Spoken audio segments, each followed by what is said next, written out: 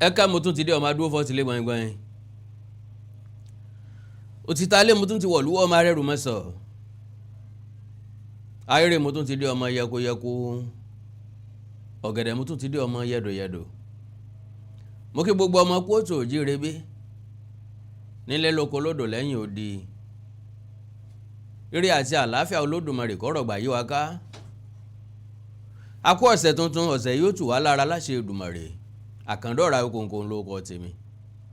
Àjàó àrò ni mi Awíkóńkó sọ̀rọ̀ lójú ọlọ́rọ̀ bọ́lọ́rọ̀ bá gbọ́ kí n bàbá ńlá bàbá ọlọ́rọ̀ ó ṣe. Mo dé. Mo wá sọ̀rọ̀ lórí nǹkan tá a ti ń sọ. Ṣùgbọ́n tá a ti sọ tán.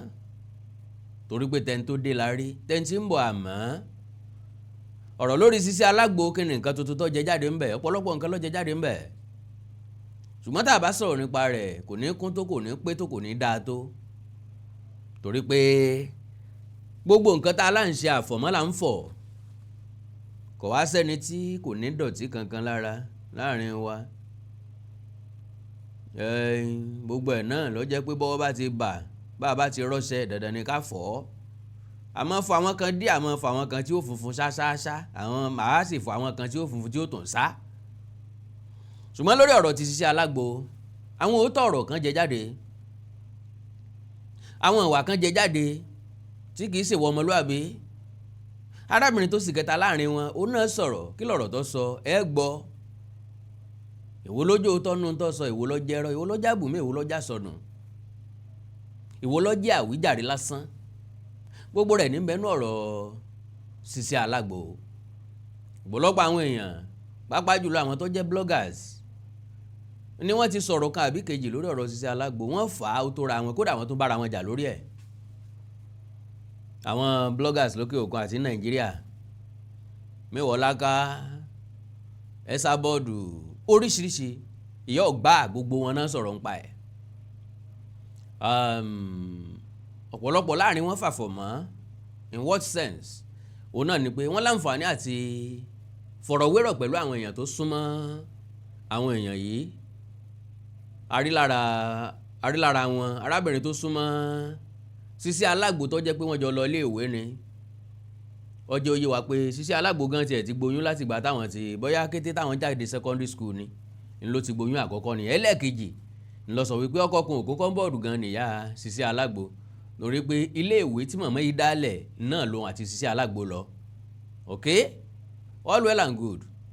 Ṣé mọ̀ wípé bí gànà bá là lẹ́yìn látẹ́gùn fẹ́rẹ́fẹ́ fi yọ wọlé. Arábìnrin sọ wípé gbogbo nǹkan tán sọ ń pa Sisi Alagbo, òun ò lè sọ pé kankan jẹ́rọ́ ń bẹ̀. Torí wípé láti ilẹ̀ ló ti bẹ láàrin gbogbo àwọn. Pé ọ̀rọ̀ ìbálòpọ̀ nǹkan káwọn tiẹ̀ tó gbọ́njú ló ti di pòun tí ń gboyún tiẹ̀. All right. Ẹni ìjà òde bá ní pèrè lọ́kùnrin lọ́dọ̀ tèmi. Eléyìí ń sọ̀rọ̀, oríṣiríṣi ọ̀rọ̀ ló sọ. Àwọn tó bá sọ̀rọ̀ náà rí pé òótọ́ ọ̀rọ̀ ló sọ àti pàápàá ọmọ Sisi Alagbo dáadáa torí pé dárúkọ yẹ. Ńbẹ̀ yẹn kọ́ ni mo fẹ́ lọ. Níbi tí mo fẹ́ lọ lónìí làwọn ọ̀rọ̀ tó jẹ jáde lẹ́yìn ìṣẹ̀lẹ̀ yìí. Could you believe pé ọ̀pọ̀lọpọ̀ àwọn èèyàn ní sọ pé ẹ wò ń tẹ́ sọ lórí ẹ̀ ti tó, ẹ mọ́ sọ̀rọ̀ ń pa ẹ̀ mọ́, ẹ fílẹ̀, ta ni nǹkan ò ṣe rí, ta ni ò ṣe rú ẹ̀ rí, igbádógójì èrò wájà. Problem àwọn èèyàn ni pé bọ́n bá ti láìkí ẹnìkan wọn kì í fẹ́ kẹ́ ẹ sọ̀rọ̀ kàn án. Bóńtọ̀ ń bá ṣe nǹkan àlébù wọn ò ní fẹ́ kẹ́ ẹ mẹ́nu lé. Kò dẹ̀ rí bẹ́ẹ̀. Inú èèyàn lè má dùn ṣùgbọ́n àwọn tí ó sọ ń pa rẹ̀ ó padà sọ ń pa rẹ̀ náà ni. Lára wọn láti rí a very good sister Yínká TNT tó náà ń defend Sisi Alagbo. Kò sàì gba backlash látọ̀dọ̀ àwọn bloggers ẹgbẹ́. Àwọn kan fẹ́ kan Yínká TNT mágbélébù. Oríṣiríṣi àwọn èèyàn ló sọ̀rọ̀ nípa ẹ̀. Mewolaka àti Sisi Alagbo wọ́n ti ní interaction oríṣiríṣi, my sister, my kìíní kan igbádógóje. Àwọn obìnrin mọ bá ṣe ń ta ara wọn. Normally ọ̀rọ̀ tó bá ti jẹ́ máwọn obìnrin, èmi Àkàndọ̀ra Awíkóńkó kì í fẹ́ mi fẹ́ sọ ń pa rẹ̀. But àwọn nǹkan kan náà ń bẹ tó jẹ́ pé ẹ gbọ́dọ̀ dáadáa wọn. Torí bọ́rọ̀ bá kan tọkùnrin gbogbo wọn náà máa ń ṣàyọnu sọ́ọ̀sì. Bàbá wa ní kòtófò fìlà àwọn ará bí ó kàn kù pẹ́ kí lásán ni. Àti pàápàá ó ṣe inú ilé la díẹ̀ dẹ̀tú ọdẹnu. Bọ́ bá ṣe bí àparò yóò bá yín oko lọ. So now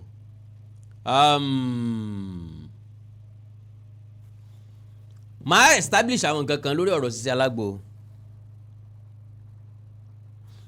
Máa play ọ̀rọ̀ tí lady yẹn sọ, lady tó sì kẹta yẹn. Ìgbà tá a kọ́kọ́ rí post kan pé 20,000 naira ló gbà, people were like, so torí 20,000 naira ló ṣe 3 sọ́ọ̀mù pẹ̀lú ọkọ ọlọ́kọ pẹ̀lú ìyàwó ẹgbẹ̀rún lọ́nà 20 naira kí ni ọmọ gbọ̀pọ̀ gan o. So because àkáǹtì àbí receipt tán fi send owó sí lélẹ́yìí, you are successfully transferred 20,000 naira to orúkọ rẹ̀ Ayọ̀mídé Rachel àtòkọ kẹta, bank name opay account number ó ń bẹ́ẹ̀ ó túmọ̀ sí pé account number yìí gangan bẹ́yìn gan bá fẹ́ tírísọ́ọ̀mù pẹ̀lú ẹ̀ gan nọ́mbẹ̀ náà ni ó jẹ́ ńgbà tó ti jẹ́ opay, calling number náà ni ó jẹ́ àbí whatsapp number kẹ́ ẹ mọ́ bá sọ̀rọ̀ lókù. N tí mo rí ń bẹ̀ ni thank you baby, ẹnìyẹn dẹ̀ béèrè are you home? Ó wá ní I'm not home, are you people back? What time are we going out? So what time are you going out? So now ó fi all send the video ẹ̀ ránṣẹ́, then ẹni tí ń sọ̀rọ̀ that is ọkọ Sisi Alagbo ni wọ́n jọ interact lórí WhatsApp if I'm not mistaken. So nínú fídíò tí lady yẹn send ọkọ Sisi Alagbo wá dáhùn is sunshine and more waiting at the car lot. Okay, let me come there now. What is your plan for tomorrow? Okay, ọkọ Sisi Alagbo àti lady yẹn náà ni picture wọn lélẹ́yìí lára ẹ̀ náà ni wọ́n send. Okay, oh yeah, do you mean I took you to paradise with my dick? Ẹ mọ̀ túmọ̀ eléyìí sọ́kàn rẹ̀. Ìyẹn wá ní yes now, didn't you see the way I was mourning? Ìyẹn bó ń ṣe ń fún ní sand ẹ̀ eléyìí wá sọ pé don't worry, I will give you fresh yogurt today. Ìyẹn wá ní if you want this to be sweeter, do you know that you do you know what you do to ginger me and keep me going? Ìyẹn wá ní okay ń bọ̀ o, ṣé the same date ní ṣá ń bọ̀ ẹjẹ́ ń wo time o. Ìyẹn wá ní okay nìyẹn fi wá sẹ́ndì, ṣé ìgbà yẹn lọ́yẹ̀sẹ̀ wá sẹ́ndì owó sí ni àwọn sáà lọ́mọ sáré járe wọ́n sáà ti da gbogbo ẹ̀rú mọ́ra wọn lójú. So then interaction lady yẹn àti ọkọ Sisi Alagbo nù. Now kí ni Yínká TNT gbé jáde lénìí àbí tó gbé jáde ń tiẹ̀ ó ní even ó post picture Sisi Alagbo, even Angel Gabriel was nearly overcome by darkness before Angel Michael intervened to rescue him. Bí ẹ rí pé gbogbo wọn jọ wà lọ́rùn gbà tí àwọn áńgẹ́lì rescue ara wọn. Similarly, David's transgressions did not prevent God from honoring him, keeping him close to his heart. Ibi ìtàn mọ̀ kọ́lẹ̀ fún ìmọ̀nù o. Ṣé bí tí Bíbélì sọ ni pé ẹlẹ́ṣẹ̀ kan kì yóò rí ojú rere Olúwa. Gbogbo àwọn ìwà alábi tí David hùn bó bá jẹ́ pé ìwà alábi jẹ́ kéèyàn ọ̀rọ̀run wọ̀ kò yẹ kó rọrùn wọ̀ rárá. So gbogbo nǹkan tán kọ́lẹ̀ fún pé ó tó rojú rere Olúwa tá lọ́lọ́run sọ fún gbójú rojú rere òun ẹ mọ̀ tanra yín bẹ̀. And bringing the saviour through his lineage. Saviour wo àwọn wo ló sèfù? Tá bá ń sọ̀rọ̀ nípa Solomon kò sèfù Nàìjíríà, kò sèfù wa nílẹ̀ Ifẹ̀, kò sèfù wọn Ìbàdàn, kò sèfù wọn l'Ékòó, kò sèfù ran ọmọ káàrọ̀ òjíire kankan as far as I'm concerned. Kò sèfù wọn ní India, kò sèfù wọn China, kò sèfù wọn l'Amẹ́ríkà, kò sèfù wọn London, kò sèfù anybody. So Solomon remains unmatched in wisdom. Ta ló sọ bẹ́ẹ̀? Ọ̀pọ̀lọpọ̀ èèyàn lọ́gbọ́n ju Solomon lọ. Elon Musk gbọ́n ju Solomon lọ. Because Solomon ò invent anything. Àwọn tí báwọn èèyàn ló invent mọ́tò. Kaná invent mọ́tò ńgbà tí Solomon wà láyé ni. Oríṣiríṣi ọkọ̀ ni Solomon gan ìbá gùn fún rẹ̀. So kí ló invent? Wọ́n kọ sílẹ̀ pé ọ̀dájọ́ tọkọtì àbí ìyálé àti ìyàwó kan ń jà, ìkan sùn lé ọmọ ẹ̀, ìkejì ọmọ kejì wọ́n ní bò ní kàn ṣe ẹnìkan ní kí wọ́n pín, ẹnìkan ní kí wọ́n mọ̀ pé anybody can just do that. Bóyá àwọn ará àgbàni lọ́gọ̀ tójú wọn ọ̀la tí wọn ò lóye. Majority èèyàn can just do that and do even better than that nowadays. So ìyẹn lè wá establish lè wá fi rò pé kò sẹ́ni tó gbọ́n ju Solomon lọ. Ọ̀pọ̀lọpọ̀ èèyàn gbọ́n ju Solomon lọ mẹ́rin. Àwọn tí wọ́n ń kọ script movie tẹ́wò tẹ́tò mọ́ sunkún ṣé wọn ọ̀gbọ́n ẹ lọ́wọ́ bí jókòó jàre. So unmatching wisdom to this day irọ́ ni, that was then, and despite his many failings he still find mercy from the Almighty. Àánú kí ni Solomon rí gbà lọ́wọ́ Ọlọ́run, ta ló mọ̀ ọ́? Ṣé rí lineage ẹ̀kan ní Israel tán sọ pé ókè o lineage Solomon lélẹ́yìí àbí lineage David lélẹ́yìí tí wọ́n wá ń jọlá bàbá wọn títí dì sin. Go and sit down these people. Ẹ lọ wá bí jókòó jọ. Eniola, God has placed Michael like figure in your life to support you, and I believe I am one of them. You shall rise again. Kò sẹ́ni tó sọ pé kẹ́ni tó ṣubú ọmọ dìde, ṣùgbọ́n kí ló gbé èèyàn ṣubú mátà, ọ̀nà wo ni ó gbà dìde mátà. Èmi ó establish kéèsì than that according to àwọn ìwádìí allegedly Sisi Alagbo yàtọ̀ sólóso. Bẹ́ẹ̀ ni ọ̀pọ̀lọpọ̀ àwọn tí ń ta àgbo fún gan ló dàbí pé wọ́n ń bá a sùn tán bá ti láìkẹ́. Ọ̀pọ̀lọpọ̀ wọn ni wọ́n ń bá a ṣe kíni, náà ń bá a ṣe tòtò mẹ́lẹ́tò together. So máa establish eléyìí nínú conversation àti ẹnìkan tó fẹ́ ràgbó lọ́wọ́ ẹ̀. Ẹni hello, that was Friday, October 5, 2025.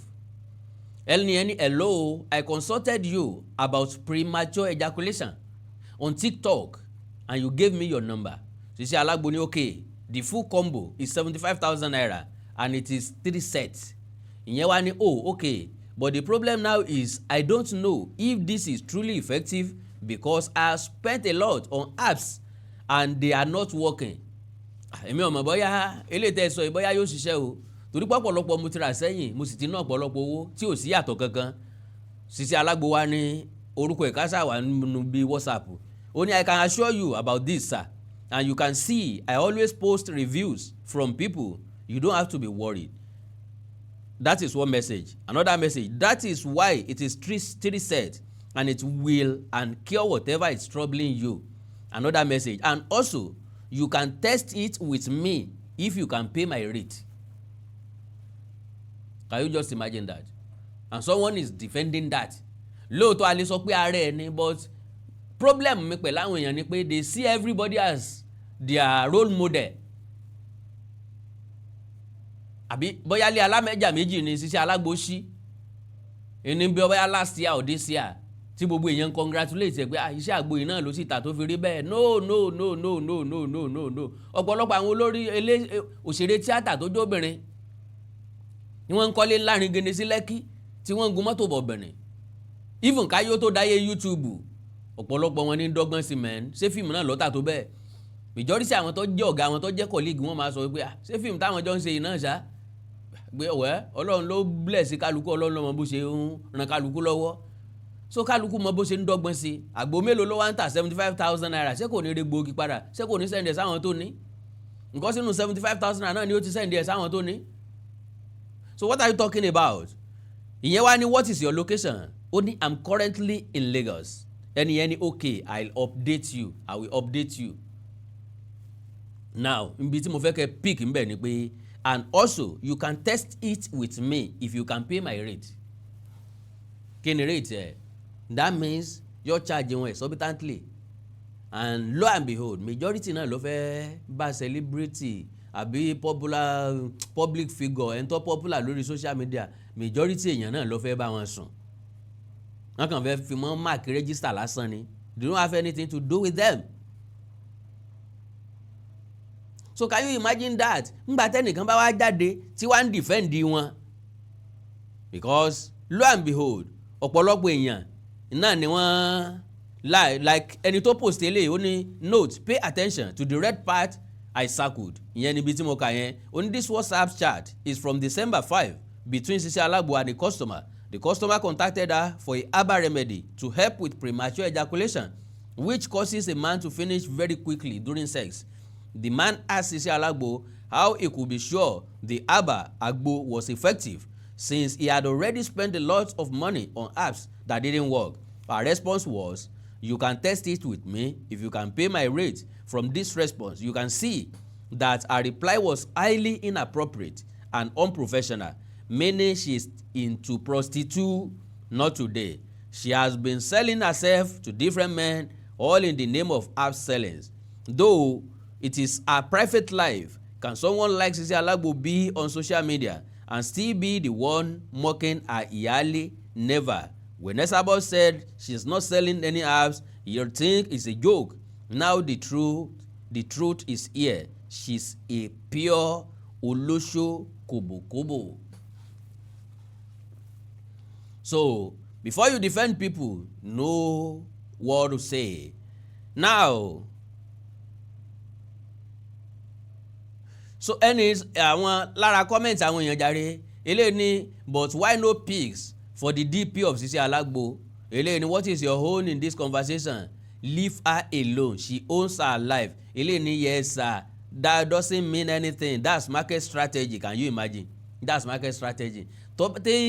Tó bá fẹ́ jẹ́ market strategy, ìsídà kí Sisi Alagbo sọ pé you can test it with me. Àwọn tó ń tàgbó máa ń sọ bẹ́ẹ̀.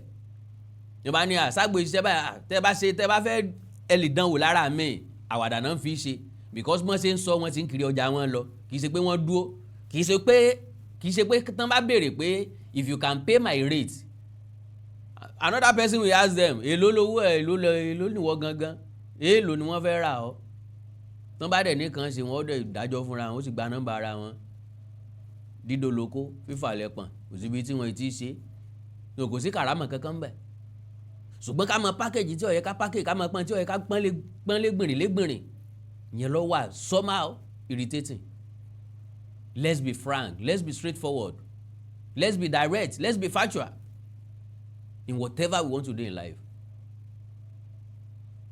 So ẹ̀yin táwọn ọmọ kéékèèké tí ń bọ̀ lẹ́yìn ọmọ rí gẹ́gẹ́ bí role model náà ni role model kọ́ ó kọ orin Pasuma ni eléyìí ni come and see eléyìí ni at the reason himself say after all these thrift, perfume and real estate babes online vendors, na all these herbal seller dey run OS on low pass. Yorùbá people pẹ̀lú rádaràda ẹ fi ọmọ yìí sílẹ̀. Eléyìí ni online vendors na all these okay. Eléyìí ni chai people often say so that agbo sellers do such low key. Nǹkan try láti sọ ni pé àwọn tó ń tàgbo wọ́n máa ń sọ lóṣó mọ́. Eléyìí wá ní the 3-song video sweet o. Eléyìí ni of course now when you are double sure that the medicine you sell is effective, you boast about it with all you got. Can you imagine that?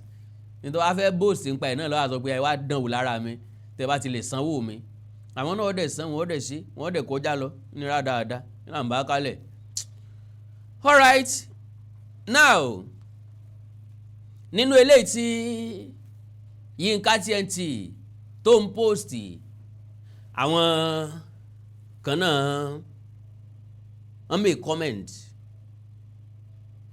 Eléyìí ni best of the same feather. Eléyìí ni but remember the Bible says sinners will not go unpunished. Apostle Paul was duly punished for all his wrong deeds. So also David, Solomon, and up to today, mankind are still reaping the fruits of the sin of Eve and Adam. So let her eat the unripened fruit she planted. Lo and behold, kò sí ayé kankan, kò sẹ́ni kankan láyé tí ń jìyà ẹ̀ṣẹ̀ Adam àti Éfà o. Ẹ má dá lúrú pọ̀ mọ́ sàpá o. Adam àti Éfà tó bá jẹ́ pé wọ́n wáyé ń tòótọ́ wọ́n ti jìyà wọn, wọ́n ti lọ. Because tó bá jẹ́ pé gbogbo ayé ní ń jìyà Adam àti Éfà, àwọn ìlú kan ò ní lókìkí, àwọn ìlú kan ò ní dá débi pé àwọn kan mọ̀ pòǹgbẹ láti lọ bẹ̀. Àwọn ìlú kan ò ní bàjẹ́ débi pé àwọn èèyàn kan mọ̀ rìbúùkù láti lọ bẹ̀. Ẹnìkan kò jí ẹnìkankan, ìyà olórí là ń jẹ lórílẹ̀‐èdè Nàìjíríà. Àwọn orílẹ̀‐èdè kan dá tí ó jẹ́ pé yọ̀fẹ́ wù yàn lọ. Kí ló dé táwọn China, kí ló dé tí wọn ò jẹ̀yà Adam àti Éfà? Kí ló dé tí Japan ò jẹ̀yà Adam àti Éfà? Wọ́n ń build oríṣiríṣi ọkọ̀ ayọ́kẹ́lẹ́ tó jẹ́ pé ẹ wò báyìí tó sì máa kán lẹ́nu yín. Wọ́n ń build different comforts almost every blessed day.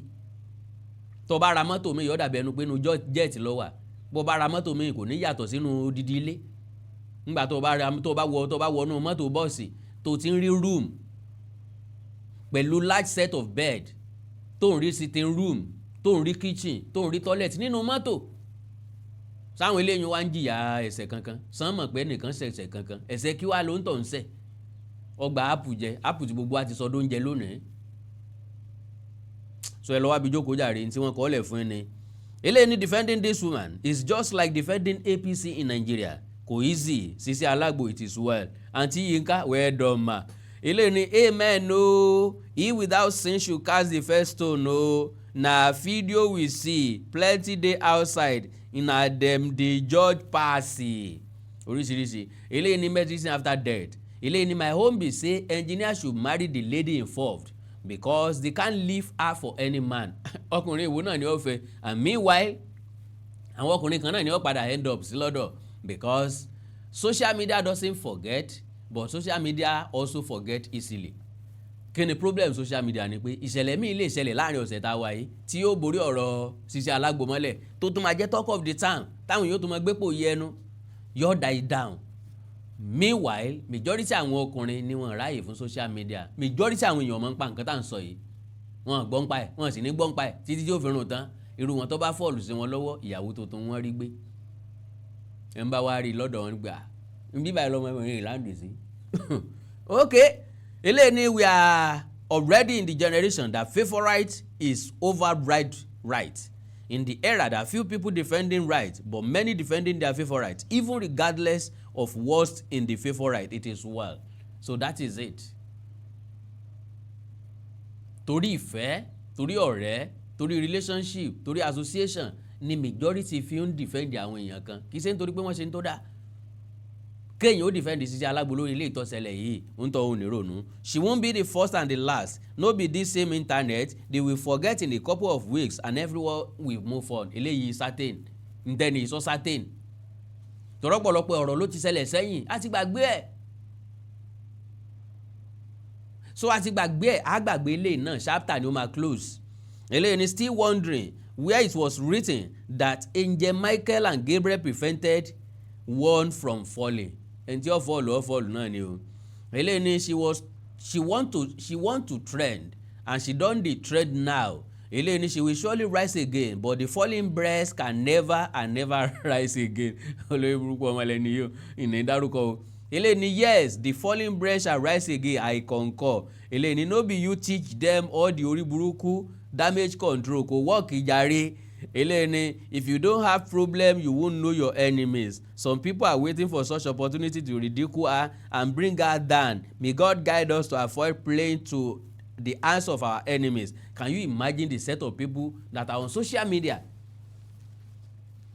Kẹ́nìkan sọ wípé wọ́n ti ń dúró de ṣubú ẹ̀ ni ṣé wọ́n ń dúró de ṣubú ẹ̀ sáwọn náà bá wọn póòsì fídíò tó mẹ́lẹ́tò ni nbí fúnra wọn wọ́n póòsì ẹ̀ fúnra wọn àwọn mẹ́ta ló sáwà nù lé agbọ́n ń sẹ́ oyin ń sẹ́ ojú olóko déédéé wù ni léèdì kẹta yẹn òun kọ́ ló post ẹ̀ ìyẹn certain ìdá Sisi Alagbo ọkọ Sisi Alagbo ló post ẹ̀ Sisi Alagbo lọ́kàn ló post ẹ̀ ọkọ ní Sisi Alagbo ló post ẹ̀ àwọn yẹn wá ń béèrè wípé ṣé bí Sisi Alagbo ni recorder ó ní cameraman àwọn tó bá jẹ́ cameraman ṣe bí fóònù ọkọ ẹ̀ ní kámẹ́rà tán fi rìkọ́ọ̀dù ẹ̀ ń lè kú lọ́lọ́bẹ ẹ̀ ní fóònù ló lè rí ní ti ń bẹ́ẹ̀ bẹ́ẹ̀ lady yẹn dẹ̀ ló ń bẹ̀ wọ́n pé kán delete ẹ̀ wọ́n dẹ̀ sọ pé wọ́n delete ẹ̀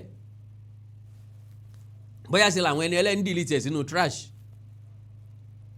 ńgbà tí ọmọ ọlọ́mọ lọ tán wọ́n restore ẹ̀ padà gbogbo ẹ̀ lẹ́ máa gbọ́ lẹ́nu arábìnrin yìí ẹ jẹ́ kí n yá ṣẹ́jú kan nínú ìṣẹ́jú yín tí n bá padà dé n ó play ọ̀rọ̀ arábìnrin yìí ẹ gbọ́ dáadáa God bless you àánú Olódùmarè ní fi ń sílẹ̀ o mò ń padà bọ̀.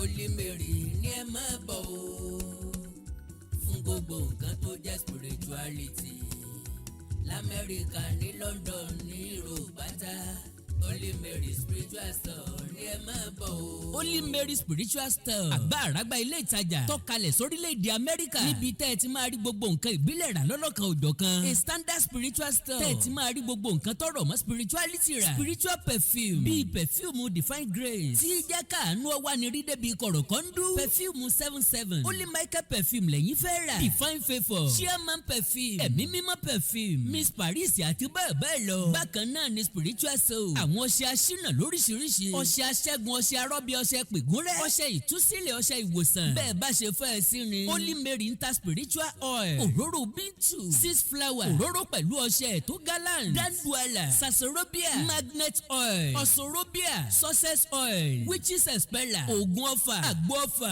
àpòrú ọfà tó dájú, àgbo arthritis, àgbo diabetes, àgbo fún ìtọ́jú ojú, àgbo fún ìtọ́jú ọpọlọ, àgbo fún ìsàn jẹjẹrẹ, àgbo fibroid àti bẹ́ẹ̀ bẹ́ẹ̀ lọ. kò sí ní tẹ́ fẹ́ nílẹ̀ káàárọ̀ oòjíire tí ò sí ń bẹ̀. ìgbà lóríṣiríṣi, ìgbà ajé, ìsásùn, ìkòkò, àwo sóbí, odó pẹ̀lú ọmọ odó, ewé ọmọ, gbogbo nǹkan celestial, gbogbo nǹkan kérúbù àti sẹ́ráfù, bíbélì, ọ̀kan òjọ̀kan ìlú ìbílẹ̀ Yorùbá bíi gángan, ìyáàlù, bàtà, agogo, ṣẹ̀kẹ̀rì àti bẹ́ẹ̀ bẹ́ẹ̀ lọ.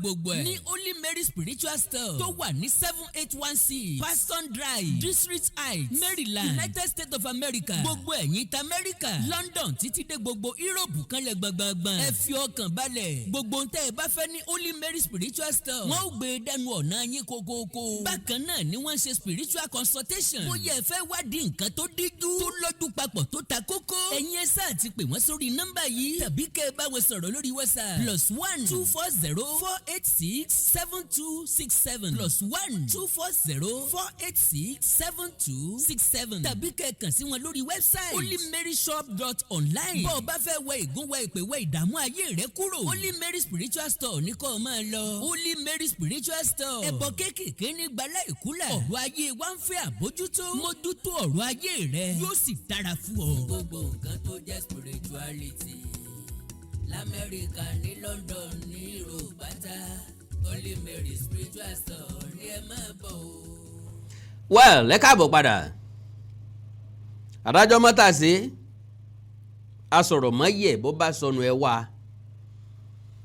mo wí lẹ́ẹ̀kan mo ní arábìnrin tó sì kẹta nù wọn náà sọ̀rọ̀. Yorùbá lọ wọ́n bọ̀ wọ́n ní agbẹ́jọ́ ẹnìkan dàgbà òsìkà. àtọkọ àtìyàwó ẹlẹ́rẹ̀gbẹ́ alákọ̀rí wọn wọ́n tì í síra wọn. ìwọ ló post ẹ̀, èmi mo post ẹ̀, ìwọ ló post ẹ̀, èmi mo post ẹ̀. ní ọkọ ní ìṣiṣẹ́ Alagbo ó ṣe mistake post ẹ̀ sórí story ẹ̀ ni ó wá delete ẹ̀ padà. Unfortunately àwọn kan ti share ẹ̀ fúnra wọn sọ̀rọ̀ nù nígboro ẹnu. lẹ́yìn máa ń ṣe mistake post story, ok, kò sí ẹjá sọ pé kò sí ní tí ò lè ṣẹlẹ̀. Then kí ni purpose tán fi keep ẹ̀? ọ̀pọ̀lọpọ̀ àwọn èèyàn jẹ́ kó àmọ̀ wípé wọ́n ń ta ni, gbébẹ̀ gangan ni wọ́n ti ń rí owó rọ̀gùnrọ̀gùn tán fi ń ṣe gbogbo àwọn nǹkan tán ń ṣe. And again ẹni tán ń pè lọ́kọ Sisi Alagbo kì í ṣàkọ́kọ́ ẹ̀ kì í ṣèkejì. tòdí ẹsẹ̀ ń pé ìyàwó tọ́kọ́ fẹ́ gan bí ṣe máa ń rìkọ́ọ̀dù ìbí ẹ̀ tí ọmọ post ẹ̀ sórí social media tàbí kọ́ mọ fi threaten ẹni yẹn. nínú àlàyé tí ọkọ Sisi Alagbo ṣe pé ẹnìkan dé ti download ẹ̀ ó wá message àwọn ó wá inbox àwọn bóun fẹ́ gbowó lọ́wọ́ àwọn nǹkan rádaràda ní gbogbo ẹ̀ kò sí lè tó iṣẹ́ ń bẹ̀. ẹ já gbọ́rọ̀ lẹ́nu ọmọdébìnrin yìí. God bless you. No, it was face to face. She called me inside her car to tell me, so I didn't record it. I didn't even know that that's what she wanted to tell me. So who leaked the video? Who leaked the video at first? It was the husband. He said he wanted to mistakenly send it to his channel, his Facebook channel. So he now sent it to his. He wanted to send it to himself, then he sent it to his Facebook channel. I now told him that, boy, I did not ask you people to make any video. And when I caught them making the video, I questioned them. They said they are not saving it, and I asked them to delete it. They promised me they deleted it. ẹ já béèrè lọ́wọ́ òpònú tó rò pé gbogbo alójú òpònú yìí náà nísìn ọ sọ pé kí wọ́n rìkọ́ọ̀dù fídíò kí wọ́n sọ fún ọ tí ọkọ fi ń bá ọ sùn níwájú ìyàwó ẹ̀ àdéhùn kí lẹjọ ṣe. ó yẹ kí gbogbo wọn mọ̀ náà n tó fẹ́ gbìyànjú àìsọ fún wa ni pé wọ́n lo nǹkan fóun pẹ̀lú ń taari òun wọ́n lo nǹkan fẹ́nìyàn kan o kedere ojú ń yọ àlẹ́ ní gbogbo ń jọ gbádùn ẹ̀ ní ń tẹ́ ẹjọ́ ṣe dáadáa. wọ́n lo nǹkan fún ọ ṣe wá mọ̀ láti fi ọwọ́ kọfà orí ọyàn rẹ. kí ló mú ọ lo sẹ́ǹsì ń bẹ̀ wọn ojú ẹ̀ tá a rí wọn lo nǹkan kan fún ọ ojú ẹ̀ tán bá lo nǹkan fún ojú rẹ ọmọ bíi tì kò ní mọ̀ tán fi ṣe ntọ́ ń yáta àìmọ̀ ṣàgọ̀ àbáwòrò pé gbogbo wa ní iléèwé ǹdèrè. Showed me that they deleted it, and in the morning they now told me that they have something to tell me. Hold on. Yes. I have a question for you. I was not paid any money. And they asked me. ó ní wọ́n sanwó kankan fóun o ó ní wọ́n sọ fóun páwọn ti delete ẹ o àárọ̀ ọjọ́ kejì ni wọ́n pè ń páwọn fẹ́ bá òun sọ̀rọ̀ o. Hold on, lawyer. Yes. Wọ́n drug me, wọ́n ti báyìí mi, they are going to do my school year ni o, school ni mo lọ ṣe ń bẹ̀ o. So she asked me to stay in her house that since her place is closer to my school, I did not know that they have other intentions. I don't know that they want to use me for exploitation. I never knew. And now I cannot go to school again. My business has gone down because I'm just a young girl starting my life. I was selling skincare before I said let me go and continue my school. I'm just 23 years old. I'm just starting my life. This thing has made me lose. ṣé ẹ gbọ́ nǹkan tó sọ ọlọ́mọ 23 years old lòun iléèwé lòun lọ wọ́n sọ fóun pé káwọn ọmọ kó máa wá gbé lọ́dọ̀ wọn torí pé ilé àwọn súnmọ́ iléèwé tiẹ̀ gbogbo àwọn nǹkan yìí èwo ló jẹ́ ẹ̀rọ ń bẹ èwo lójú òótọ́ ń bẹ á ti ṣe á mọ̀ báyìí. My relationship of 4 years old. I don't have anything again. My parents, I don't even know how to face them. I'm very, very disappointed. Now listen to her. Nǹkan tó ṣẹlẹ̀ ó ti ruin relationship 4 years òun sóun òru tẹ́lẹ̀ ọmọ 23 years been in a relationship for 4 years that means ó ti wà ní relationship at the age of 19. ọ̀tọ̀ ní tó yẹ kó bó wọn gbájúmọ̀ ọ̀tọ̀ ní tán gbájúmọ̀ iṣẹ́ àfàárọ̀ ṣe kí ni téèyàn fẹ́ jẹ́ láyé lọ́mọdé kọ́kọ́ mójútó kì í ṣe girlfriend. oko máa ń kó báyàn òbó máa ń bò yàn mọ́lẹ̀ ni tẹ́m yóò bò ọ́ mọ́lẹ̀ ni tẹ́m oko ti kó bọ́ báyìí àbí ọ̀wà tán at the age of 19 ìwọ náà ti ń lóko káàkiri iṣẹ́ ọkọ̀ ó ti wà níléèwé ó tí mọ̀ ń tọ́ fẹ́ jẹ́ ó tí mọ̀ ń tọ́ fẹ́ jẹ́ ó tí mọ̀ ń tọ́ fẹ́ dà ó tí mọ̀ ń tọ́ fẹ́ ṣe láyé ó tí mọ̀ bó o fẹ́ gbélé ayé ẹ ní Nàìjíríà tí ò ní plan fẹ́ nìkankan Nàìjíríà tí ò ní plan fọ́dọ̀ kò ní plan fọ́mọdé kò ní plan fárúgbó kò ní plan fóbìnrin kò ní plan fọ́kùnrin kò ní plan fẹ́ nìkankan how do you want to live your life? ọ̀wá náà ti bà ayé ẹ jẹ́ ayé ẹ ò tí ì bàjẹ́ o second hand bí bàjẹ́ ló ẹ̀sẹ̀ wáyé o. All right, the question is that did you know about this video, yes or no? When I knew about the video, I asked them to delete it. They did not even tell me that they were making video. When I caught them making it, No. You can't tell us that. Ngbà tó rí pọ́n record video ká ní argument wà ní. Àwa náà bá sọ pé àyín tí wọ́n ṣe ọ̀dá o ṣùgbọ́n wọ́n kọ́kọ́ lọ pk láti bí ojú ìyámọ̀pó rẹ̀ níbi tí olùjogijogi Akeem àbíkíní ń jẹ́ ẹnjìníà tí ọmọ nǹkan kan ẹ́ńjìnì ṣùgbọ́n tó mọ okó ẹ́ńjìnì sínú òbò ẹ má bínú ẹ̀yin èèyàn mi o bá a ṣe lè pé nu jàre láti ibi tó ti kìbọ̀ tí awọ ẹpọn rẹ̀ súnkì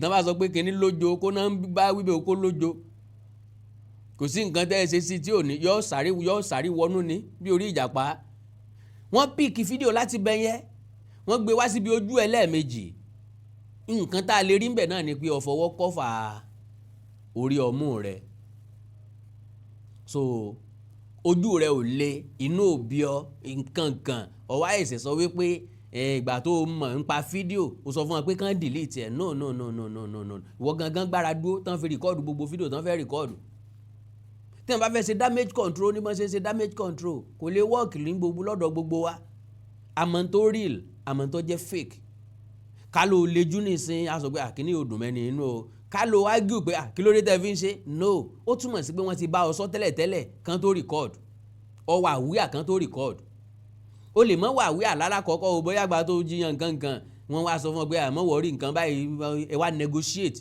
wọ́n wá ẹ̀sẹ̀ record full one tó gbára dúró àbí á play ẹni kò sí play YouTube ó bàjẹ́ wọ́n yọ kíní wà. No, she said it's just their fantasy. And you know that before then, they threatened me already. And she promised that she's not saving the video. It's just their fantasy. Ni wọ́n kàn like ẹ̀ ni wọ́n kàn fẹ́ ṣe ni. Ìbéèrè mi náà ni wípé báwo ló ṣe descend so low stoop so low débi pé ọkùnrin fẹ́ bá ẹ lájọṣepọ̀ lójú ìyàwó ilé ẹ̀ gbogbo yín jọ wà níbi ìbí Ọlọ́run òye yé mi pé kò déédéé ṣẹlẹ̀ kò lè déédéé ṣẹlẹ̀ láyé táyé òfin dọ̀run negotiation máa síwájú ọ̀rọ̀ dídùn kan ó ti kọ́kọ́ síwájú calculation kan ó ti kọ́kọ́ síwájú kéèyàn ó tó lè gbà because òye yé mi pé kì í ṣe pé ìyàwó ẹ̀ sọ pé ọkọ ń fẹ́ fẹ́ ọ o ọkọ ò sọ pé òun fẹ́ fẹ́ ọ o wọ́n kàn fẹ́ kẹjọ ya sọ́ọ̀mù 3 gbogbo yín dẹ̀ wá ń bí ìbí Ọlọ́run ẹ̀ tún wá rìkọ́ọ̀dù fídíò ẹ̀ negotiation ti wà ń bẹ̀ kò sí bẹ́ẹ̀ yẹn fẹ́ sọ látàárọ̀ ìdọ̀la èmi àkàndọ̀ra kòǹkò ò ní gbàgbọ́.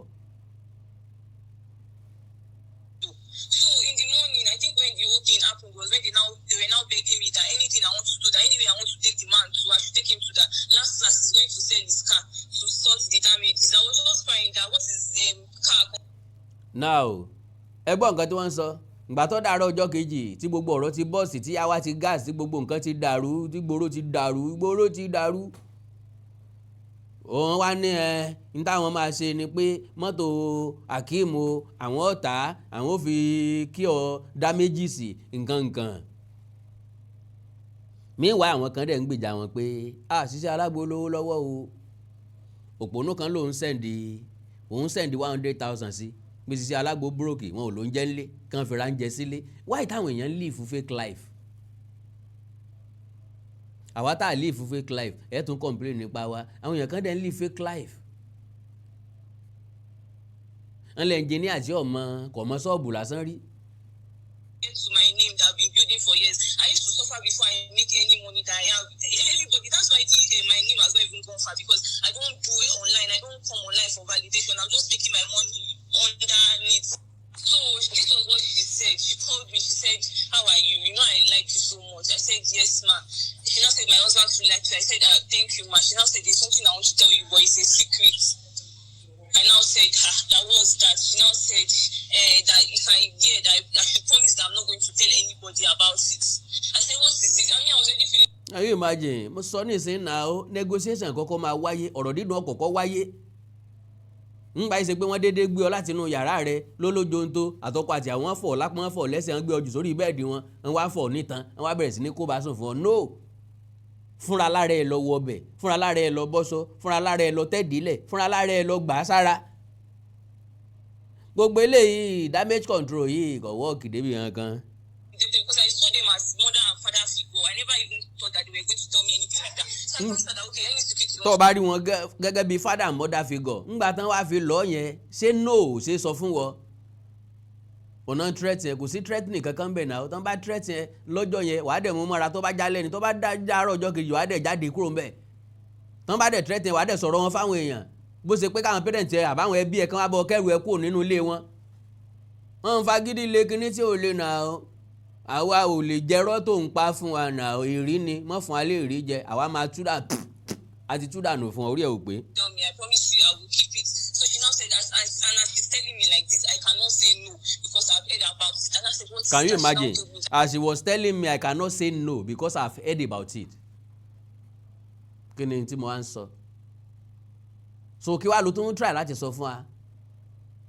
Wọ́n sọ fún ọ sọ pé no, that means acceptance. Not say no means acceptance. Ó ti gbanu. Fúnra lára ẹ ló sì fara gbà á. Ọ̀ká nǹkan mọ́ra o. Ọ̀ká nǹkan mọ́ra 23 lórí rùmùrùmù báwọn. Ọ̀ká nǹkan mọ́ra. Ìlẹ́jàre Akeem olókólọ́. Sisi Alagbo ọ̀ká nǹkan mọ́. She's interested in me. That she and her husband, that there is this thing that they used to do outside. That they've done it to other people. I mean, she said there's one of my friends abroad that they used to do it together before, and she does not want any social media dragging. That if I go outside and go and talk, that she's going. Now, gẹ́gẹ́ bí àlàyé tọ́mọ yìí ṣe wọ́n sọ fún pé àwọn tí ń ṣe ti pẹ́. Ṣùgbọ́n ní táwọn ọjọ́ máa ń ṣe ó ti travel out kò sí Nàìjíríà mọ́. Àwọn òṣìfẹ́ nǹkan táwọn ó ṣe tẹ́nìkan mọ̀ fà wọ́n lórí social media àwọn ọmọ parí ayé ọ̀padà fà wọ́n ju báwọn ṣe lérò lọ gan báyìí. Àwọn òdẹ̀fẹ́ nǹkan táwọn ó ṣe táwọn èèyàn mọ̀ fà wọ́n lórí social media so àwọn fẹ́ ṣe ní bòńkẹ́lẹ́ káwọn ọjọ́ ṣe lábẹ́lẹ̀ káwọn èèyàn mọ̀ kọ́ ọ̀rá jẹ́ síbẹ̀ ṣùgbọ́n kí náà promise pé wọ́n ó fún kó tó àlá òru ẹ̀ ṣó náà ṣe for fun ni. Make sure that she ruined my life, that she spoils my life, and as I've heard about it, so I was just living in fear. Everything I did is not conscious because normal me would never do such a thing. The man is not even somebody that I can even look at. And ever since then, I've been dying in silence. My BP is now 170. They are now recommending BP drugs for me. These people have damaged me.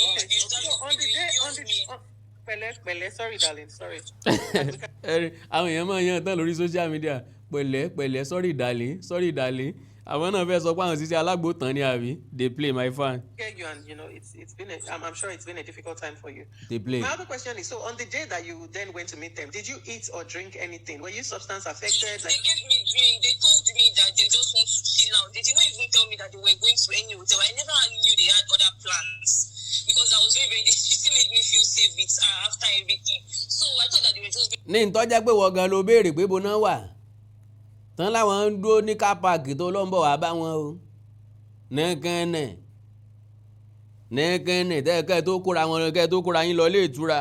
changed out as husband and wife. I even have the video of when they were dancing. I still have it on my Snapchat as where they went to. So they now gave me drink.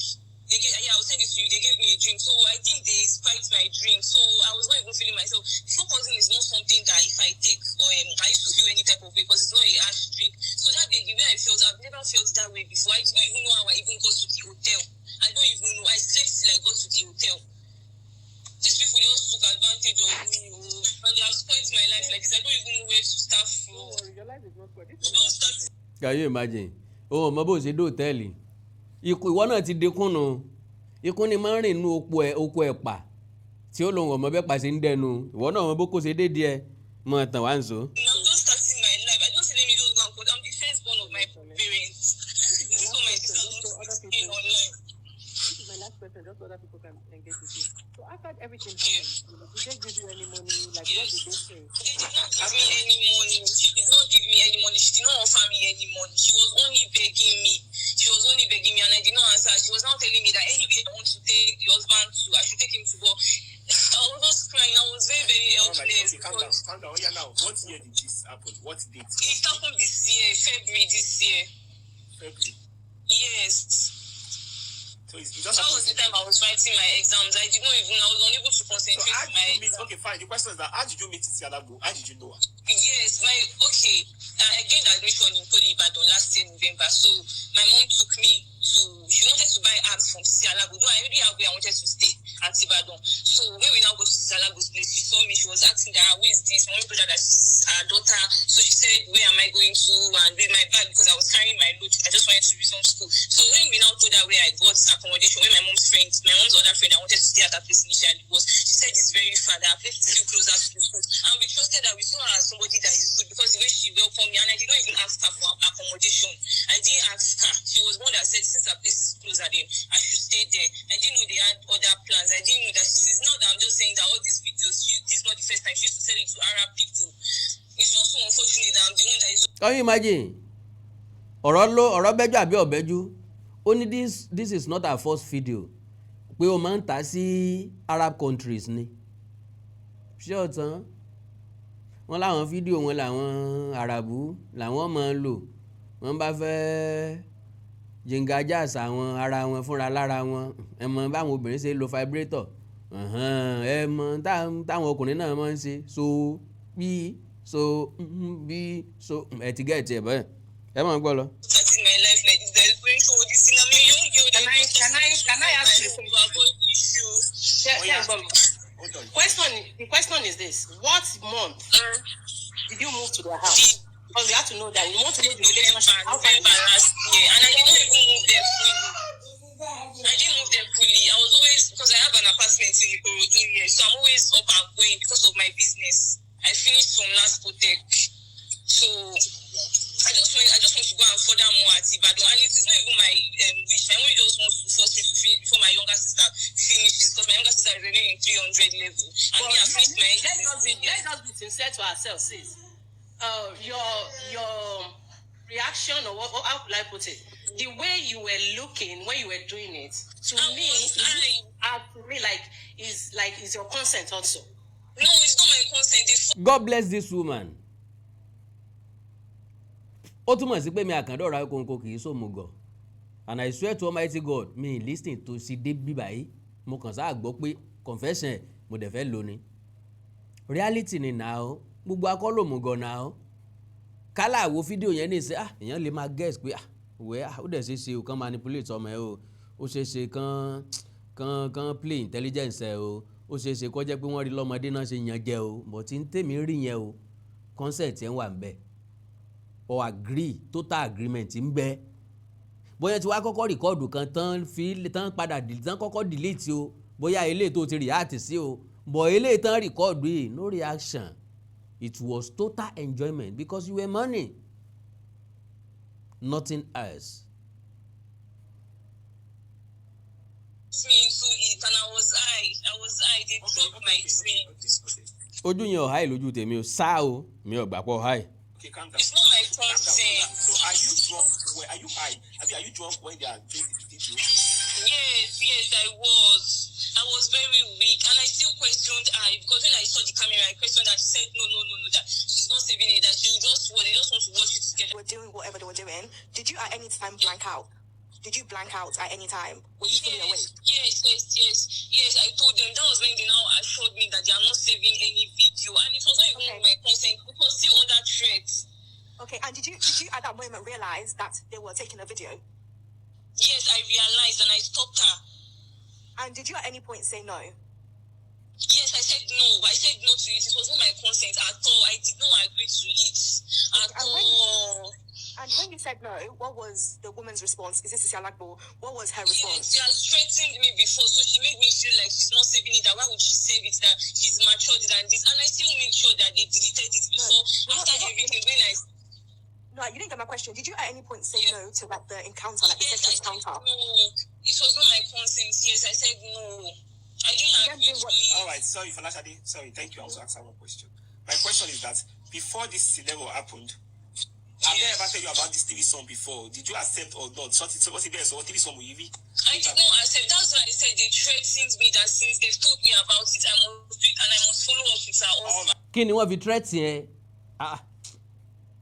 kí ni wọ́n fi threat yẹn so láṣìírí sí wọn lọ́wọ́ ni àmọ́ láwọn pa ọ́ bẹ́ẹ̀ yẹn bá sọ bẹ́ẹ̀ níjọ́ kan àwọn ọ̀dẹ̀ sùn mọ́jú bó bá jẹ́ pálẹ̀ wọ́n sọ bó bá dẹ́ jójú mọ́mọ́ ni ọ̀dẹ̀ sọ pé o ti gbọ́n tán wí èèyàn sì sáré lọ rẹ̀ pàǹtà o sì ní padà wọlé mọ́ eléyìí ò nira nígbà ìsepọ̀ ò lẹ́bí rárá àbílẹ̀ ọ̀bá tí ìṣú láti Ìbàdàn dẹ́kọ̀ èèyàn ò dé Kòròdú o mọ́tò Kòròdú straight ó wà ní Ìbàdàn káná fi kú dẹ́rù bá ọ́ and again kí náà fẹ́ fi kú dẹ́rù bá ọ́ fún ọ̀rẹ́ dàbí bóyá kò náà ń gbé bóyá Ìbàdàn náà ń gbé jáde àwọn náà mọ̀ wàhálà lé ayé tiwọn so náà ń threat yẹn kí náà ń threat yẹn fún so láṣìírí lọ wọn náà fi ń threat yẹn pé àwọn ò tú ọ síta ọtọ́ ọba ti gba nǹkan táwọn sọ o that is number one secondly nìkan máa fi kú pé àwọn ọba yí ẹ jẹ́ o àwọn eléyìí ò ní jiyàn ní moment yẹn wọ́n dẹ̀ jẹ́ kán sọ̀rọ̀ ó sọ pé kò sí problem gbà yẹn ẹ mọ̀ wọ́rí àjọ máa ṣe kò sí wàhálà time wo la ṣe ìwọ ọmọ ọlọ́mọ ó sì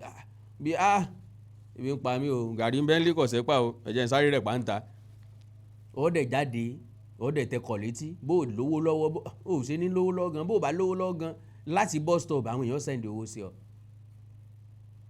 bó bá parọ́ bus stop gan pé yẹ kú wọn ránṣẹ́ sí ọ gan àwọn èèyàn ò fún ọ mọ́tò ọ̀fẹ́ ìyá máa parọ́ orú ẹ̀ láti escape mú mi olódì rẹ lọ́yẹ̀sẹ̀ kú báyìí o kò sì sówó kankan lọ́wọ́ rẹ wọ́n ní kọ́ máa wọlé àwọn ẹgbẹ́ ààyè ìyá sọ́ọ̀rì pẹ̀lẹ́ sọ́gbọ́n ṣé Kòròdú lọ kò sí wàhálà wọnú ń sanwó mọ́tò ẹ̀ ó dé Kòròdú gbogbo àwọn àwíjàre ò wọ́ọ̀kì náà ó well ẹ jẹ́ kí n sáré tọrọ ìṣẹ́jú kan lọ́wọ́ yín tí n bá padà dé ń ọ̀rọ̀ ọ̀nà ẹ̀ wọ́n sàn fọ̀rọ̀ ẹ máa gbọ́ gbogbo nǹkan tó ṣẹlẹ̀ then máa wá sọ̀rọ̀ kékeré lé lórí God bless ẹ ṣe pọ̀ mò ń bọ̀.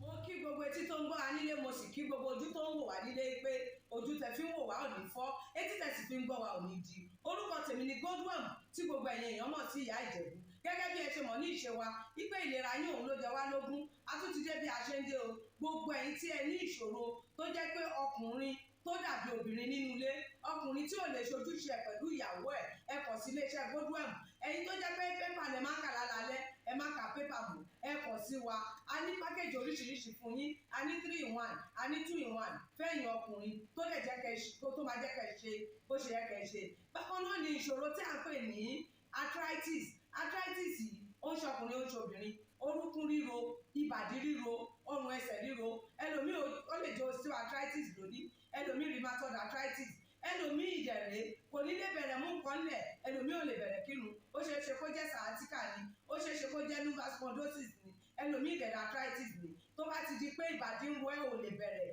ẹlòmíì orúnkún ríro ẹlòmíì ẹsẹ̀ á máa gbóná ẹlòmíì àpapọ̀ rẹ̀ á máa gbóná ẹlòmíì ẹsẹ̀ á máa gbọ̀n ẹlòmíì ara á máa tá orí á máa tá àpapọ̀ ara á máa tá ẹ kàn sí iléeṣẹ́ Godwin ìyá Ìjẹ̀bú ẹlòmíì ò lè fojú ọwọ́ ẹ̀ báyìí gbogbo ọwọ́ á máa ró gbogbo ẹ̀yin tẹ́ tí ń lò náà ẹ máa jẹ́rìí sí ẹ kàn sí iléeṣẹ́ Godwin ìyá Ìjẹ̀bú bákan náà ni àwọn èèyàn tó ń tọ̀ ìtọ̀ àtọ̀jù yìí ó ṣeé ṣe kó jẹ́ pé prostate enlargement ni fún ẹ̀yin ọkùnrin tẹ́ ti lé lọ́mọ 40 ọdún tẹ́ bá ní prostate enlargement ẹ lè máa tọ̀ léraléra ẹlòmíì ò ní rí tọ̀tọ̀ rárá ẹlòmíì ìdẹ̀rẹ̀ tó bá fẹ́ tọ̀ á máa ní ìrora ẹlòmíì ìdẹ̀rẹ̀ kó tó débi tó máa tọ̀ sí ìtọ̀ ìtì máa jábọ́ ṣùgbọ́n obìnrin ní a máa tọ̀ léraléra kó tó débi tó máa tọ̀ sí ìtọ̀ ìyá ti máa jábọ́ ó ṣe é ṣe kó jẹ́ weakness of bladder làwọn ní àbí kó jẹ́ infection àbí kó jẹ́ diabetes insipidus tí a mọ̀ sí àtọ̀gbẹ ìyẹn náà lè fà á ká máa tọ̀ púpọ̀ jù ẹ kàn sí iléeṣẹ́ gómìnà Ìyájẹ̀bú èyíkéyìí tó lè fà á kẹ́ ẹ máa tọ̀ púpọ̀ jù ara iṣẹ́ wa ni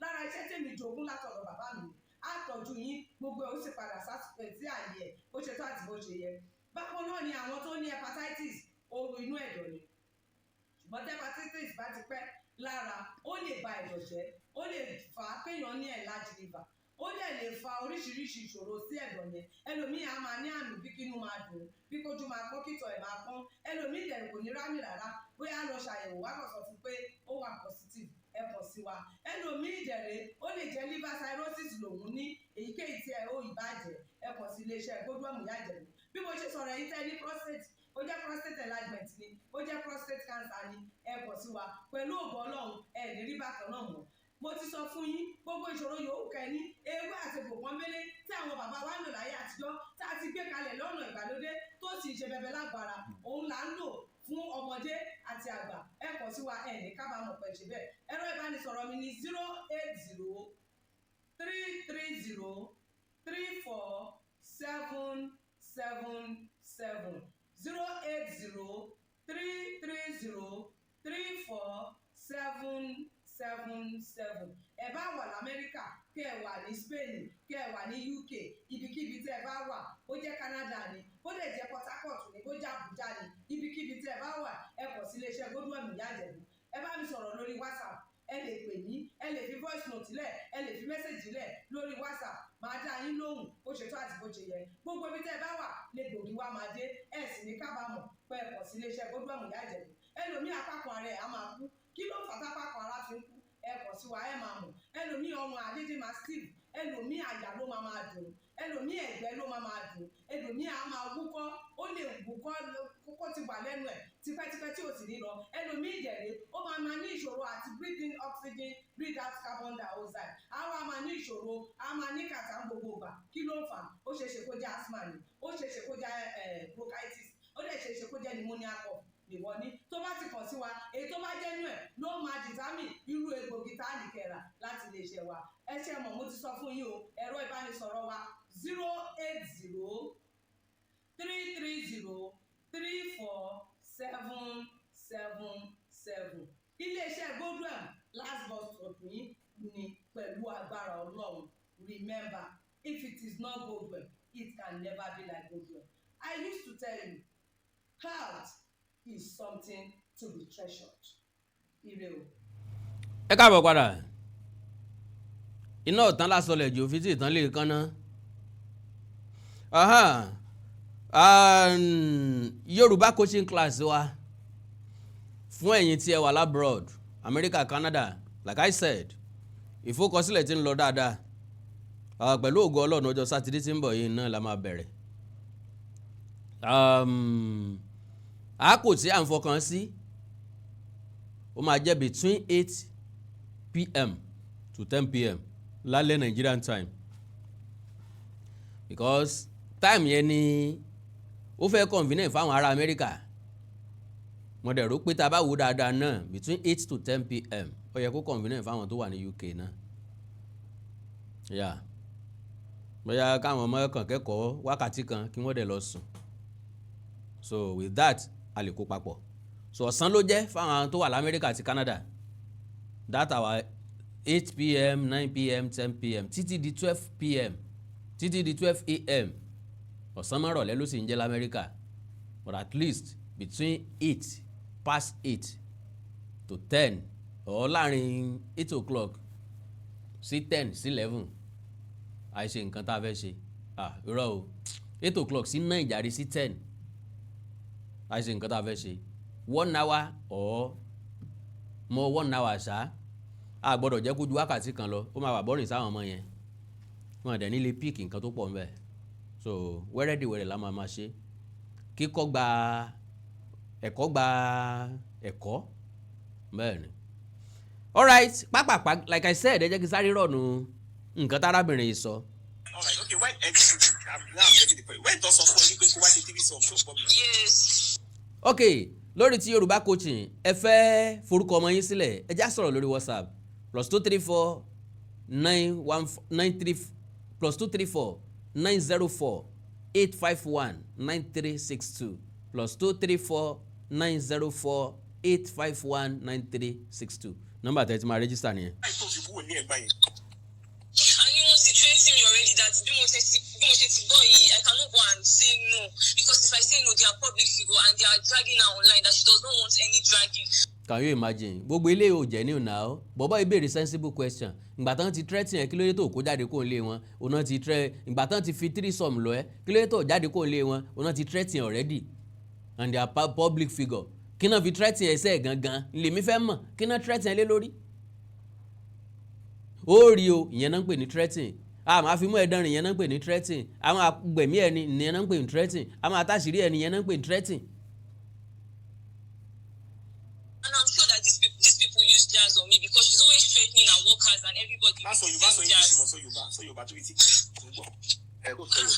TikTok la wà ní. Yes, so Yorùbá mi yàn ń pọ̀ ẹ̀. Mọ́mí mi máa gbọ́. Mọ́mí ẹ̀ ṣé mọ́mí ẹ̀ wà lórí TikTok ni? My dear, let me tell you something. Already. Your video is all over already. So mommy and Mary already. Mommy and them are going. So Talk to your mom. Just calm down about that. We'll talk to your mom. Calm down. You are not the first. I don't want my name to be outside. I'm very, very suicidal. I'm the one calling you now. I'm the one calling you. Nobody knows your page. Nobody knows anything about you. I'm going to ask you. My voice. Question is Mi ò lè wo. I've not seen it ever since. Oh, see the video. Mi ò tí ì rí. Máa send this here. Ẹ má send it sí mi. No, I've seen my face already, so no need, no serious. This is I cannot go and kill myself after I see the video. That means you have seen the video now. Mm-hmm. If you have seen how do you see yourself? How do you see That's yourself? just a screenshot of her face. This video is my face to me. The question I want to ask is this. Sorry, everybody, 1 minute. Oh my God. The question I want to ask is this. After that scenario, what was your action? So what's I was crying. I was very, very angry. And when she saw that I was crashing out, she now told me that anywhere I want to take them to, I should take them to that. Last, the man is going to sell his camera car to sort me. I was just crying that what's his camera car compared to my name that you guys have tarnished? What are you have more?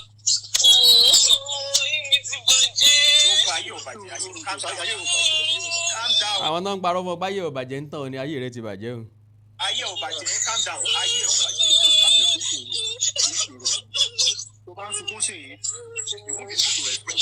ẹkún tó tiẹ̀ ń sun gan crocodile tiẹ̀ lèmi kà sí crocodile tiẹ̀ ni ẹkún tí ò dénú ni ẹkún ojú ayé ni kàn bá sọ pé ó dùn mọ́ nú nísàlẹ̀ ẹnu ẹ̀wọ̀ gangan enjoy yẹ.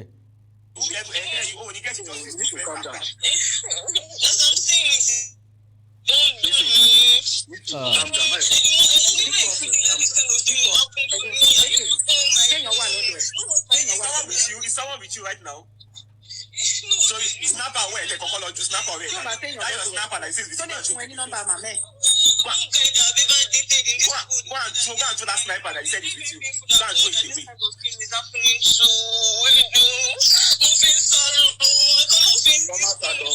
Calm down.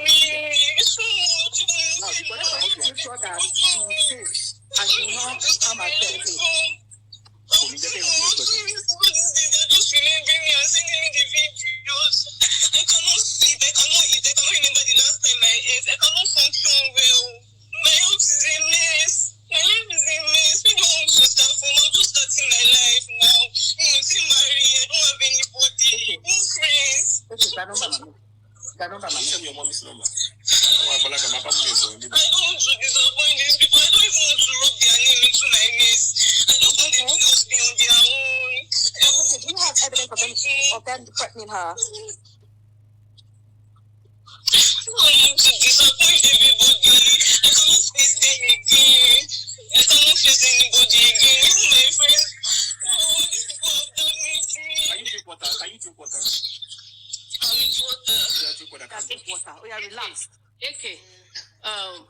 Cherry lady, yes. Number one, you need to calm down first. Má jà sọ òyìnbó ojú kan má bàa kálí ríbi ṣe show you. You need to calm down. And then see, you will not be the first and you are not going to be the last. As you are talking right now, àwọn kan ṣì wà tán máa ṣe lálẹ́ yìí náà. Bẹ́ẹ̀ni. So please calm down. And then if you, all right ma, mo fẹ́ sọ pé instead of okay ma. Ẹ jẹ́ sáré bèrè question kan lọ́wọ́ ẹ̀. Jọ àǹtí, ta ló rìkọ́ọ̀dù Sisi Alagbo àtọkọ ẹ̀? Àwọn ló fún mi ṣìgẹ́. Lọ́yà yẹn ti wà bí. Can you imagine that? Very vital question. Ta ló rìkọ́ọ̀dù Sisi Alagbo àtọkọ ẹ̀? Ó láwọn náà fóònù ní kámẹ́rà kó n fi rìkọ́ọ̀dù wọn. Ò náà fún wọn. Ìwọ rìkọ́ọ̀dù wọn perfectly. Ẹ lọ wá bí jókòó náà gbogbo akọ́lágọ̀ jàre à. OBD lórúkọ wọn OBD. She gave me the phone to record that and that's their fantasy. So I'm going to be safe with Okay, ìwọ lórí kọ́ọ̀dù Sisi Alagbo. Àbẹ̀kẹ̀ wọ́n wà ní request section. She asked me to record them. Okay. Mo ní question for Mo ní question. Ẹ̀gbọ́n òbí jẹ́ send request. my dear, so bí màá yẹn ṣe báwọn náà ṣe bẹ́ẹ̀ náà ló bá èyí méjèèjì ló bá lò pọ̀ at the same time ní ọjọ́ yẹn. So who recorded the woman? Ìgbà tó ń bá tàbí sùn, ta ló record ẹ̀? Ó sọ pé òun lòún record woman yẹn ó dáhùn ó fún òun ní fóònù àbí. So ẹ̀yin méjèèjì jọ wà lórí bed ó jọ ṣe fẹ́ méjèèjì at the same time ni àbí.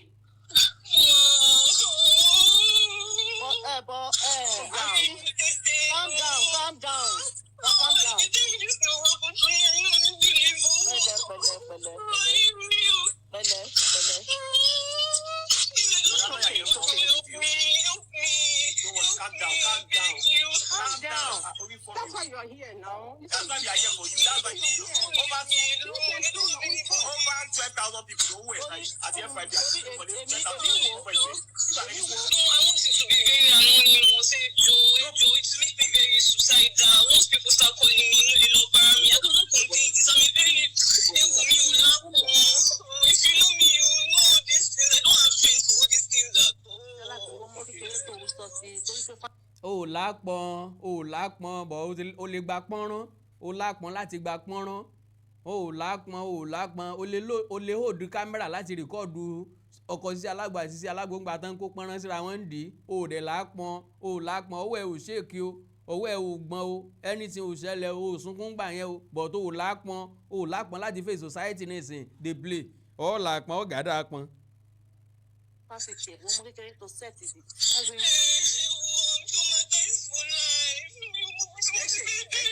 Papa, may I come mute for a minute? Just mute. Okay, listen, let me tell you. Before we hear from OBD, okay, you're on speaker.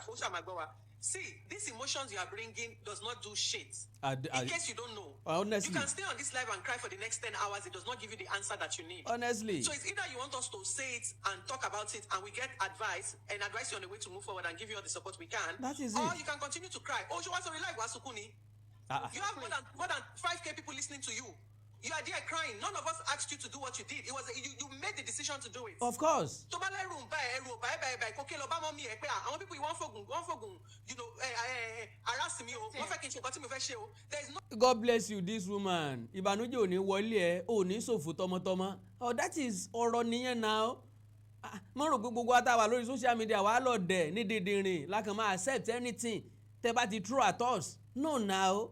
Some of us are intelligent. Àfetí gbọ́rọ̀ a máa digest ẹ̀ ká tó wò pé só rí bẹ́ẹ̀ àbí ò rí bẹ́ẹ̀. Má pè wá lọ́dẹ̀ náà gbogbo ẹkún tó sun yìí ò fẹ́ jẹ́ ká rí di ẹjọ́. Ẹkún tó sun yìí kì í ṣe ẹkún tó dénú. Ẹkún pretense ni. Ìwọ ti mọ̀ pé ó ti lu jára already. Mi ò fẹ́ kí mọ́mì mi ó gbọ́, ò fẹ́ kán dárúkọ mọ́mì mi sí. Ńgbò ni mọ́kù ò ní kú. Mọ́kù ọ̀ma wo ó ń bọ́ pa. Mọ́kù ọ̀mọ̀ wẹ̀ ó fẹ́ bọ́ lòkun. Ńjọ́ wá ni mọ́kù ò ní kú. Ṣé ò ní bòkun lọ? So èyàn bọ̀ ní òkun òkú wà á dá padà bí òkun ó gbé lọ bí ó ti ẹ̀ dá padà yóò ti kọ́kọ́ gbẹ̀mí lẹ́nu ẹ̀ náà. Somebody in your family that you thought you could go and reach out to, and we're not faulting you. You've made the mistake, but let us hear what we can hear and see how we can help you. Don't come here and be crying. Honestly. Break yourself and check a rọrọ sọ. Torí gbogbo ẹkún yẹn torí má sunkún gbogbo ẹkún yẹn kò múfì wé mi yìí o. Kò múfì mi náà. God bless you people now. Tí n bá ra àwọn èèyàn tó lọ́gbọ́n lórí màá rí gbogbo ẹ̀ ò múfì mi náà. N ló jẹ́ sọ pé ayé ẹ̀ ti bàjẹ́ káwọn sọ pé ayé ò tí bàjẹ́ irọ́ ni ayé ẹ̀ ti bàjẹ́ ayé ẹ̀ ti ruin. Ìjẹ́ bá wa sọ̀rọ̀ sà lórí ọ̀rọ̀ tó ti sọ so far, what's your advice sà? Nǹkan tí mo máa sọ lélẹ́yìí. Lọ́ọ̀yà rèé o. Gbogbo ẹkún tó ń sun nísìnyí àti issue petition tó ṣẹ̀sọ́ pọ̀ ń lọ kọ will be tagged as afterthought. Tí incident bá ṣẹlẹ̀ ní February tí egbèrègbè tí kò kúrò níbẹ̀ kó gba police station lọ wípé àwọn kan invite mi fún sit out.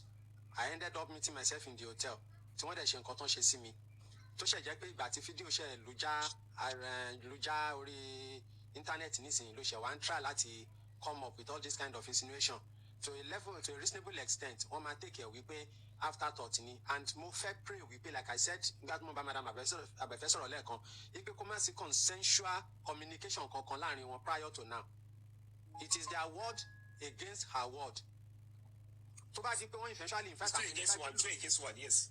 Má jẹ́ pé lóòótọ́ kò tí ẹ sọ̀rọ̀ 2 against 1 èèyàn mẹ́wàá lè gang up against èèyàn kan but tí wọ́n bá ní verifiable fact láti fi push argument ẹnìkan ẹ máa jẹ lọ but tí line of communication bá wà either voice call yìí kí bí àgbà tó pè pé alágbájá tó jẹ́ pé ẹni tó ti mọ̀ wípé bóyá ó ti ṣe rẹ́ẹ̀rí àbí tẹ́gbọ́n mọ̀ wípé ó rìn ní bèbè ẹ̀ because ọlọ́pàá fúnra wọn nígbà míì tó bá fẹ́ investigate èèyàn tó bá gbọ́ pé èèyàn kan pé ó ń ta igbó àbí ó ń ra gbó wọ́n lè set ẹ̀ up wípé kéèyàn kan lọ ra gbó lọ́wọ́ ẹ̀ láti fi mọ̀ wípé kíni kan tó ń pè ní entrapment nìyẹn kò dẹ̀ lè wá sí police station láti kò lè wá sí court kó a máa gbé wípé òun ò ní intention láti ta gbó wọ́n force òun ta ni tó bá jẹ́ pé wọ́n bá ní agodo ibi tó ti ń tagbó níbi tó jẹ́ wípé ìbùngún ibi táwọn onígbó máa wà ní jẹ́kíbẹ̀ náà ti seduce wípé kó tagbó fáwọn tó dẹ̀ ta wọ́n entrap ẹ̀ wọn kò ní argument láti fi exonerate rẹ̀ if there have been prior communication between her àti àwọn people yìí either the wife or the husband in any way tó jẹ́ wípé bóyá there is that insinuation wípé lágbájá yìí ọmọ bẹ́ẹ̀ ni ó lè ṣe threesome ó lè ṣe gbá ó lè ṣàwó lè kó wá bá aṣa sùn tí wọ́n dẹ̀ wá rèé wá pé kó wá bá wọn ṣe tó dẹ̀ ṣe ìgbà tó sọ pé wọ́n béèrè question lọ́wọ́ ẹlẹ́kan wípé ṣé ó sọ fún ọ pé òun ò ṣe obviously kò lè sọ fún ọ pé òun ò sọ fún ọ pé òun ò ṣe gbogbo àwọn questions yẹn kọ́ ni nǹkan tó máa tí mo bá choose láti enter into the toga of a lawyer kí n bẹ̀rẹ̀ sí ní bí ní question repeatedly ẹ rí wípé gbogbo irọ́ tó bá wà nínú ọkàn ẹ̀ ló máa expose síta but I will not want to be the one láti go into that detail because there is no basis for it having will the sentiment of wípé òun wà suicidal àbí kíníkan ní comment section tẹ́lẹ̀ mo ti ń fẹ́ máa sọ̀rọ̀ wípé argument wà coherent there is incoherent arrangement but mo decide láti pull back mo ṣe fi ní kí n advice ẹ̀ so gbogbo ẹkún tó ń sun yìí kọ́ ni solution sí problem tó ti create fúnra ẹ̀ because orí oko ikú nílẹ̀ kó tó lọ gbé ẹ̀pà sí and that is the basic truth. But the first thing first tó ní láti ṣe if you have gone to the police station to lodge complaint like you rightly claim on this call go back to that place ASAP láti lọ sọ fún ọ wípé. They asked me not to come online. I didn't even know said the case is going to spoil. I mean, I need justice. I don't want anything to happen to justice this whole thing. Police station bolo lọ. No, you cannot expose it because I don't want the people to go and counter petition me. You are not ready, honestly. They don't need to go to the same police station. They don't need to go to the same police station to counter petition. What are you? Well, akandọ́ra wíkóńkó àní torí àwíjàre kí tọ́ tán lẹ́nu jàre ọ̀rọ̀ lẹ ti gbọ́ yìí o ẹ̀yin ọ̀jọ̀gbọ́n ẹ̀ ń tọ́ sọ̀rọ̀ òmùgọ̀ ni èmi tí mo sọ òmùgọ̀ ni mí ṣùgbọ́n ẹ̀yin tẹ́ ń gbọ́ yìí tẹ́ ń wò yìí ọ̀jọ̀gbọ́n lẹ́yìn ẹ̀yin náà bá wa digest ẹ̀ ọ̀rọ̀ tọ́mọbìnrin yìí sọ so real so correct sẹ́yìn náà wo fídíò yẹn tẹ́ ẹ bá wo máa employ yín kẹ́ lọ wò ó kẹ́ wá padà judge ẹ̀ pé so ó wà consensual àbí ó wà consensual so mọ̀ nípa ẹ̀ àbí ó mọ̀ nípa ẹ̀ so tẹ́ lọ́rùn àbí ó tẹ́ lọ́rùn tí ó bá tẹ́ lọ́rùn kò ní mọ̀ yáta òun náà ṣe òun náà yáta ó túmọ̀ sí pé ó bá lára mu so justice tó ló ń wá ní ìsìn mi ọ̀mọ́ o mi ríru justice bẹ́ẹ̀ rí o Kennedy ò ní pé ẹnìkan mú kámẹ́rà dání ó rìkọ́ọ̀dù owó àtọkùnrin ìwọ náà mú kámẹ́rà dání ó rìkọ́ọ̀dù ọkùnrin yẹn àtẹniyẹn ilé ẹjọ́ tó fẹ́ gbé lọ́mọ ìtì mọ́ tó fẹ́ fi sọ pé wọ́n trap ẹni kò tí ì yé mi ó mú kámẹ́rà dání ó rìkọ́ọ̀dù wọn successfully ọwọ́ rẹ̀ ọ̀gbọ́n ọwọ́ rẹ̀ ò shake ó reject ẹ pé tẹ bá fẹ́ rìkọ́ọ̀dù ara yín o ẹ gbé sórí iṣẹ́ àmbẹ̀ yẹn o ẹ gbé sórí stand ńbẹ̀ yẹn o ó yẹ kẹ́ ẹ mú tripod dání o ó yẹ kẹ́ ẹ ṣe fúnra yín o fúnra lára ẹ ló rìkọ́ọ̀dù ẹ̀ ó túmọ̀ sí pé ọjọ́ tẹ gbogbo yín lọ́rùn ni and again àwọn conversation tó ń jáde ó túmọ̀ sí pé consent ẹ̀ ń bẹ ń bẹ so you go further you expose yourself more gbogbo ọ̀para rẹ ni ọ̀gbẹ̀mí ara rẹ ni wọ́n yọra rẹ lẹ́nu mọ́ ọ̀fẹ́ para rẹ o sì ní para rẹ Ọlọ́run sì ní jẹ́ para rẹ ẹni tí ó bá para rẹ kì í sọ fún èèyàn kankan ẹni tó fẹ́ kán pẹ̀jù sí lọ́kàn kan bẹ̀rùn ni máa ń pò wọ́n para òun ìjànà mọ́tò lẹ́nu kò fẹ́ jànà mọ́tò fẹ́ kẹ́ ẹ di mú ni ẹ̀yẹ fílẹ̀ pé ọjànà yọ mọ̀ pé Nàìjíríà ọ̀dà béèyàn bá rí gàrí wà mú lẹ́ẹ̀kọ̀ọ̀kan Ọlọ́run gbàdúrà èèyàn wẹ́ẹ̀ làkàndọ̀ ọ̀rọ̀ Awíkonko àjáwó ọ̀rọ̀ Awíkonko àsọ̀rọ̀ lójú ọlọ́rọ̀ ó jọ bí eré kì í ṣeré ó jọ bí àwàdà kì í ṣàwàdà òótọ́ ọ̀rọ̀ kì í sọ pé kéèyàn mọ́ sọ lóòótọ́ ni máa ń korò bí ìjogbo pàpà síbẹ̀síbẹ̀ náà òótọ́ ọ̀rọ̀ náà la gbọ́dọ̀ sọ ọ̀rọ̀ lórí ọ̀rọ̀ Sisi Alagbo ó possible kó jẹ́ di ẹ́ndì tèmi ó mú wá nu ó possible kí n tí n bá padà rí nǹkan mi tó tún máa tàn mọ́lẹ̀ sí àwọn nǹkan tó ṣẹlẹ̀ yìí mo tún lè mú wá àánú Olódùmarè ò ní fi sílẹ̀ ikú ìpẹ̀tà lójú rẹ̀ ikú ò ní pa àánú Ọlọ́run alààyè yóò wà pẹ̀lú ọmọ yóò wà pẹ̀lú ẹbí yín yóò wà pẹ̀lú ìdílé yín lágbára Ọlọ́run ẹ like ẹ follow page mi lórí Facebook Awíkonko television ẹ subscribe sí YouTube channel mi Awíkonko TV ẹ ní nǹkan pàtàkì tẹ́fẹ́ kájọ sọ ẹ já sọ lórí WhatsApp +234 904 851 9362 ẹ̀yin ará Amẹ́ríkà London Canada France Germany àti bẹ́ẹ̀ bẹ́ẹ̀ lọ Turkey ẹ fẹ́ kọ́ ọmọ yín ó kọ́ ẹ̀kọ́ èdè Yorùbá pẹ̀lú àkàndá ọ̀rọ̀ Awíkonko ẹ darapọ̀ ẹ rẹ́gísítà ọmọ yín láti ìsìn títí dọjọ́ Jímọ̀ tó rọjọ́ Saturday òun náà ni a bẹ̀rẹ̀ ẹ̀kọ́ èdè Yorùbá wa àwọn kan ń béèrè wípé ìgbà wo ló máa end kọ́lọ́ ọmọ fi kú pa wá continuous program ni o ń ṣe nǹkan tó máa tán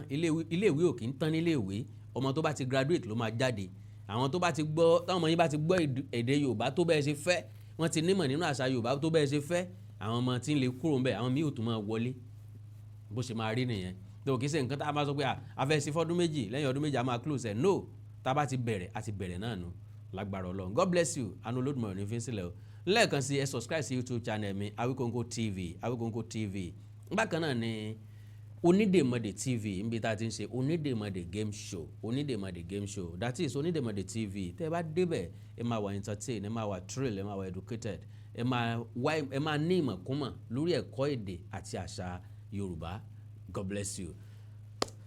Ikú ò ní pa wá àìsàn ní sí wá lọ́jọ́ àtẹ̀mí àtẹ̀yìn kájọ fa ẹ̀kú dẹgbẹ̀ra èdè àti àṣà ilẹ̀ káàrọ̀ òjìrè òní wọmi orílẹ̀-èdè ilẹ̀ káàrọ̀ òjìrè òní dàrú ìlú ẹnìkọ̀ọ̀kan wa yóò tòrò mìnìmìnì bí omi àfòwúrọ̀ pọ̀n ajú wa ṣe o.